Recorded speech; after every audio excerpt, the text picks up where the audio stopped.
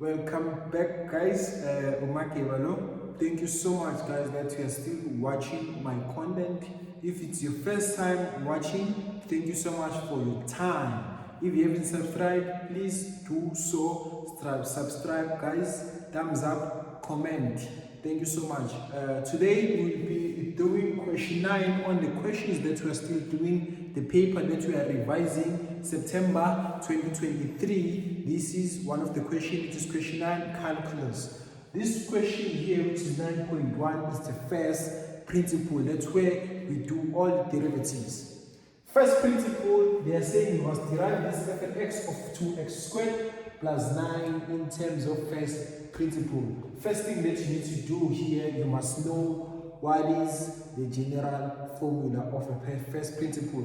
On your formula sheet at the back of the question paper, we do have the formula of the first principle. What is it? It's saying f of x equals to lim, where h approaches 0, into f into x plus h minus log f of x all over this thing into h. And then from here, they are saying f into x plus h. What they are saying here, where you see x, you are just putting x plus h. So it's going to be lim into h approaches 0.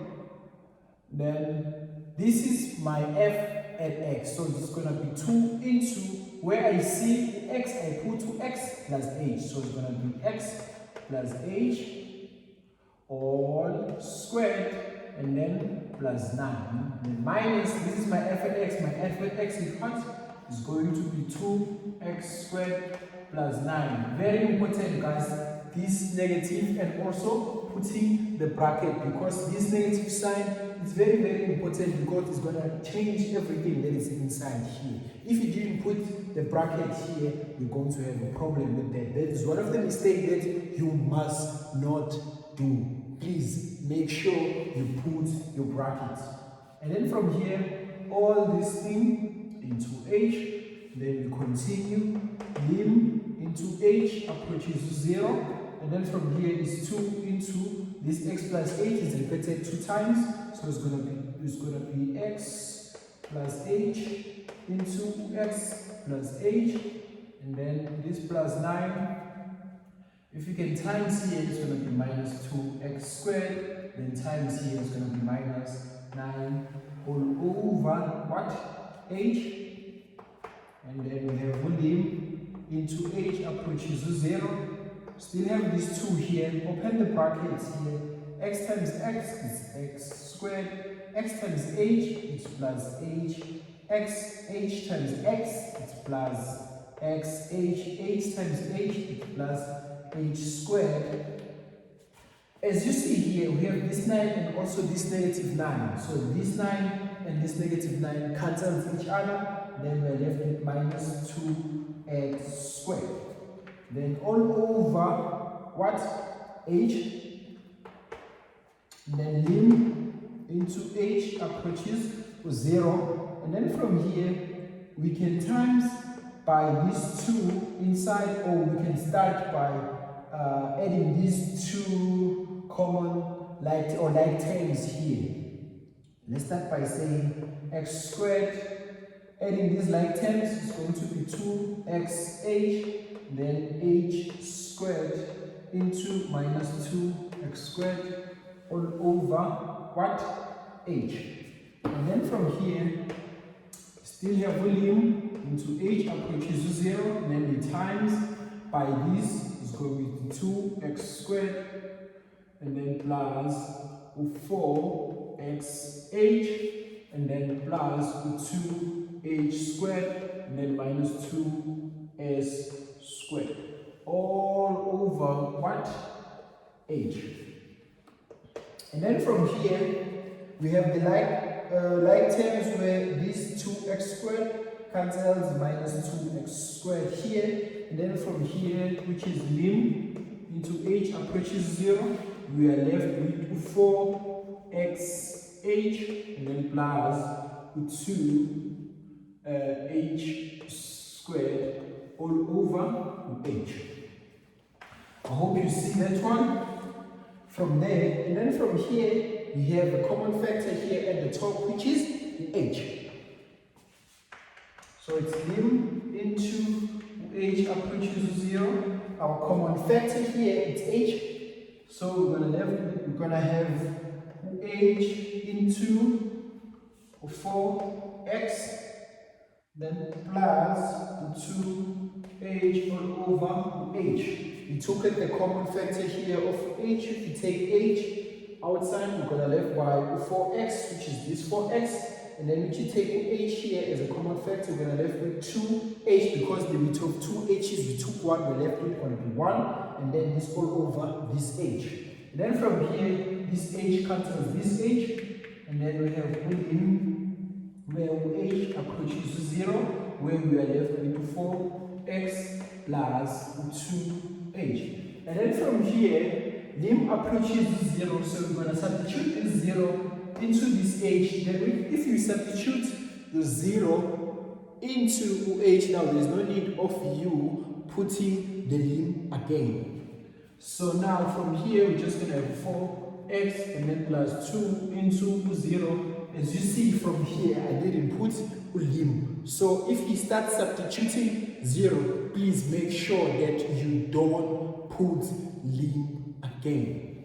And then from here, 2 times 0 is just 0. So we're gonna left with what? With 4x. Then this is our derivative using the first principle. Thank you so much. We're gonna go to the second question. Okay, guys. Now we're doing 9.2.1. Now we are deriving, not using the first principle, but using the rules that they gave us, which is here. We're going to use the power rule. So we are given this equation when they are saying if y is equals to x bracket 2x plus 1, derive into dy over dx. Now we have this. In order for us to start to derive here, you must first open our bracket in terms of times in this and also times in this and this. So from here, x times 2x squared is going to 2x squared, and then x times 1 is x. And then from here, we're going to use our rule. So we are deriving x in terms of y. So it's going to be dy. When you start deriving, you introduce this thing, dy into dx equals 2. Then now we are deriving. Here, we are not deriving, we're simplifying this thing by opening the brackets. So you don't introduce this thing when you haven't started to derive. Make sure you introduce this when now we are sure that you are deriving. And then from there, deriving this thing 2 times this 2, it's 4, and then x, and then 2 minus 1, it's what? It's 1. Let me just put this one, and then plus. There is 1 here. As much as they didn't put it, but there is 1 here. And then that 1 times the 1 which is here, which is the coefficient, it's 1. Let me just put this 1 here, and then x. There is 1 here. 1 minus 1 is going to be 0. Now, guys, very important, you do put this 0 because it's 1 minus 1 is 0. X, when it's like this, is not the same way x, there is 0. It's very, very not different. It's not the same. If they didn't put 1, if they didn't put anything here, there is 1. But if they did put 0, it's not the same as 2.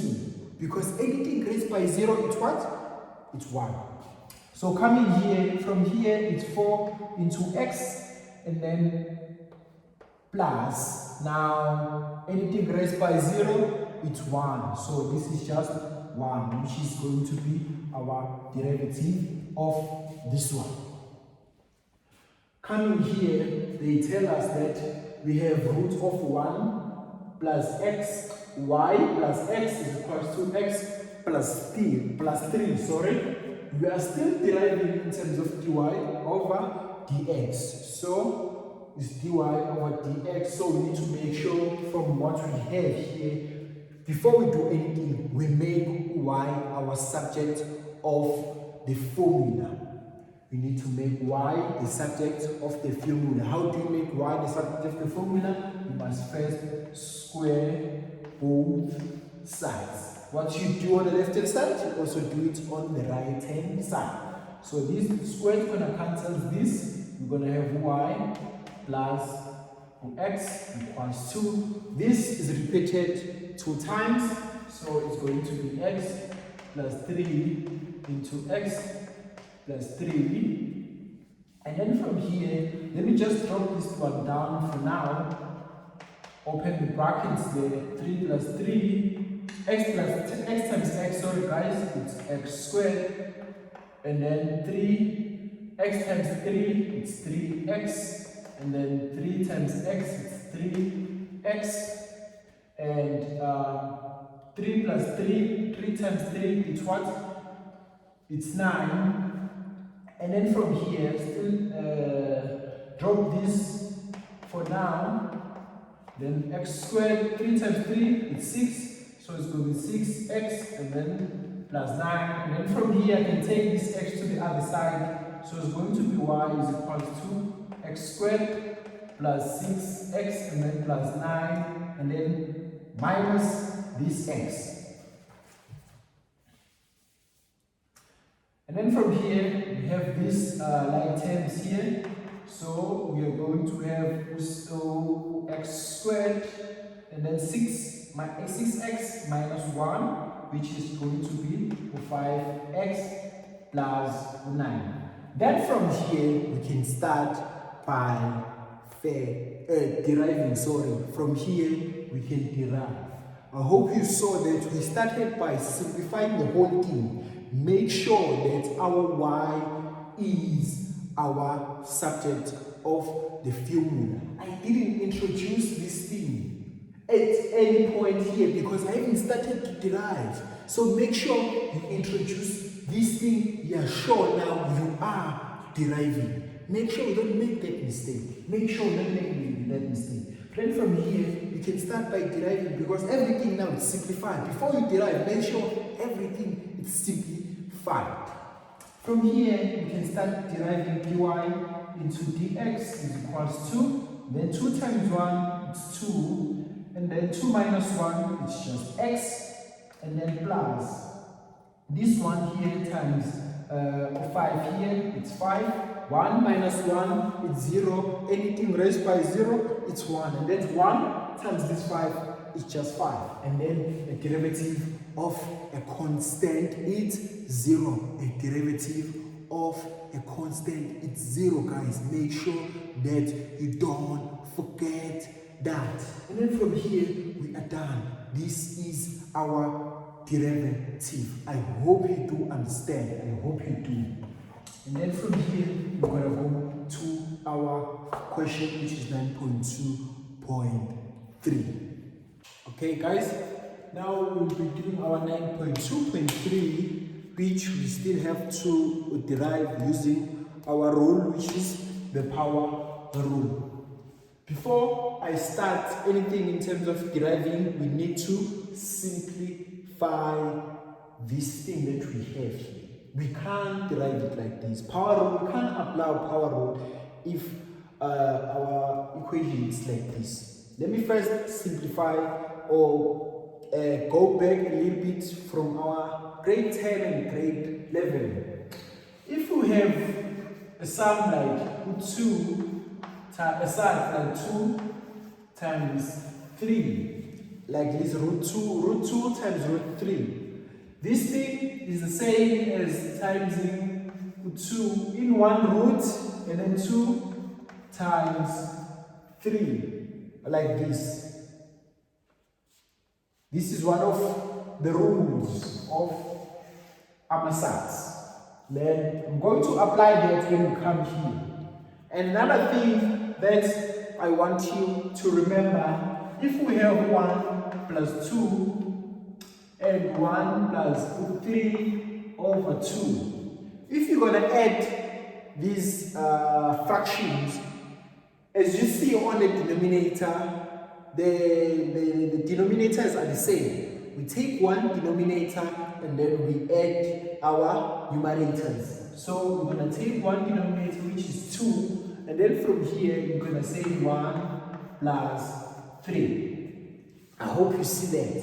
You're going to apply those things here if you are simplifying. We haven't derived yet. We still need to simplify this thing. And then from here, another thing that you need to make sure that you don't forget. If you haven't derived, you make sure you go with this thing until you reach the point where you start deriving. If you now start to derive, then you can get rid of this thing. Because we haven't derived, we're just going to move with this thing until we go down. So d into dx, we haven't derived yet. We're going to say 4 plus, let me just simplify this thing before we do anything. I'm going to apply this thing. We're going to separate this side because this side, it's not the same as root 3x. This x is inside of the side. So I'm going to separate it by saying root 3 times what? Root x. I hope you see that one. Then all over what? All over this x. And then from here, we have root d into dx. Still have this 4, and then plus root 3. Then we have this root x. I hope you know that root x is the same as x into 1 all over 2. When I do the same thing here, our x is going to be 1 all over 2. And then from here, all over this what? This x. Then now, from here, I'm going to apply this one here. I'm going to take this thing from here to here. This, as you see, this thing is the same as this in this form. So I'm going to take it from this form, going up. So still have dy into dx, bracket. Now, from this form into this form is the same as 4 into x. And then from here, plus is root 3 into x, it's 3 here, 1 over 2 into what? Into x. I hope you see that one. And then from here, we still have to take this x that is here, upward. I still have to apply the rules of exponent from grade 10 and grade 11 coming here. I still go down with this one because I haven't started to derive. So I still have my d into dx. And then 4, take this x upward, the exponent here, we do have the exponent which is 1. Going up is going to be negative 1. So x into negative 1, and then plus, we have this root 3 here, and then from here, I have this x into 1 over 2. If I have a denominator and I have same basis, the sign of this exponent going up is going to change the sign, so it's going to be negative 1. I hope you still understand, guys. And then from there, dy into dx. I have this one, which is 4 into negative 1.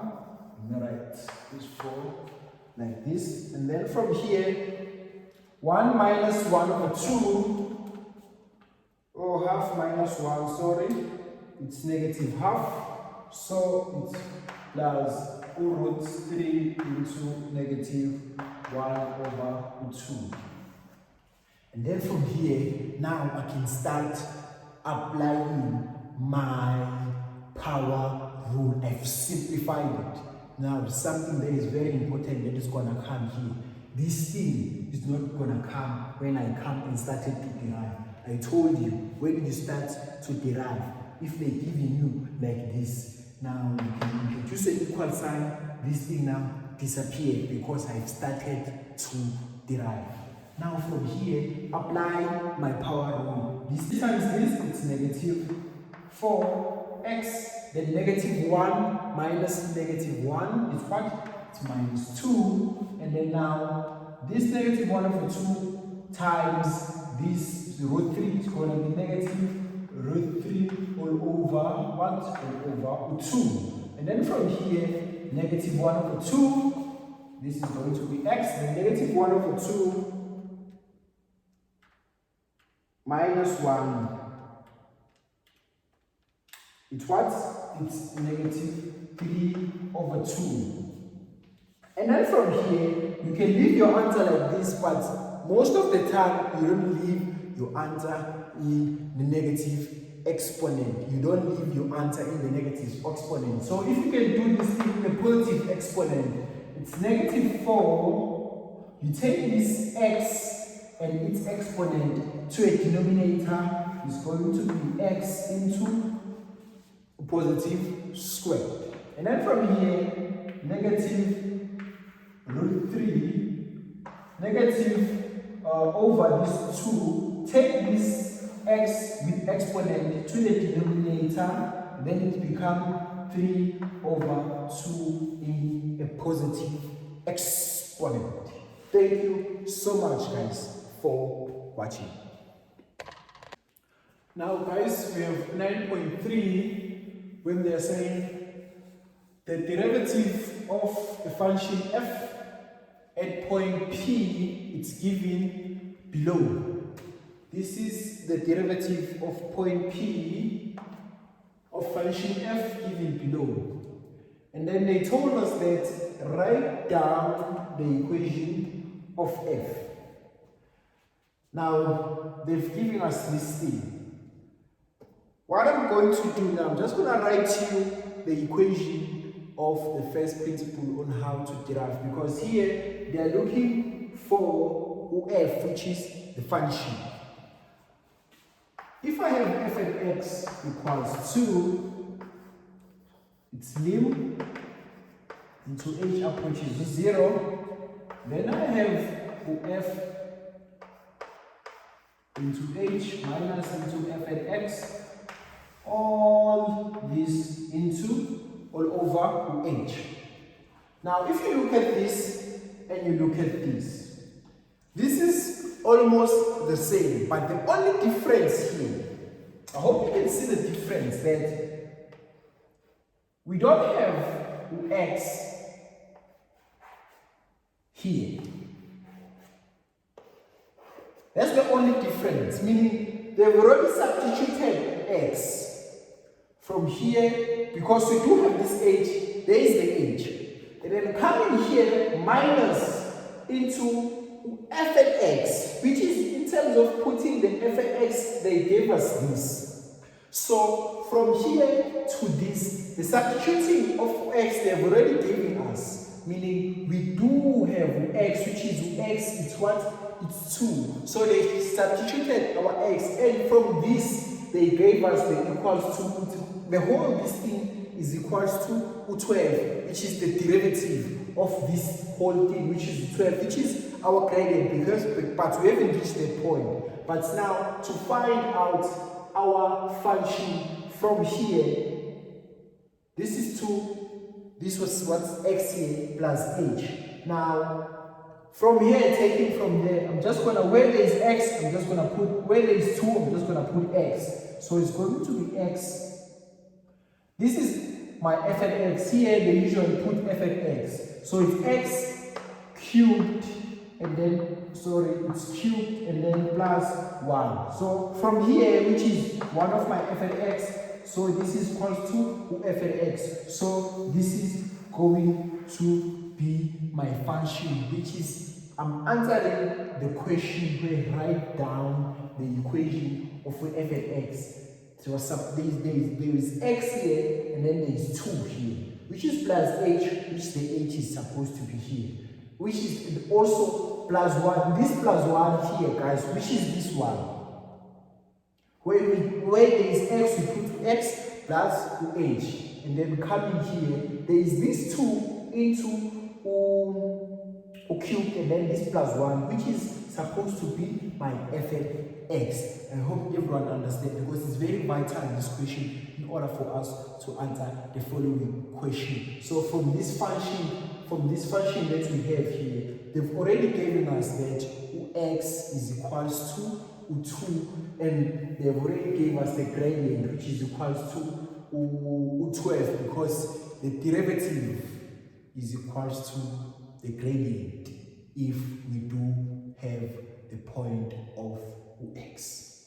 Now coming to this question where it's 9.3.2, they're saying the tangent is drawn at P, determine the equation of the tangent of f at point P.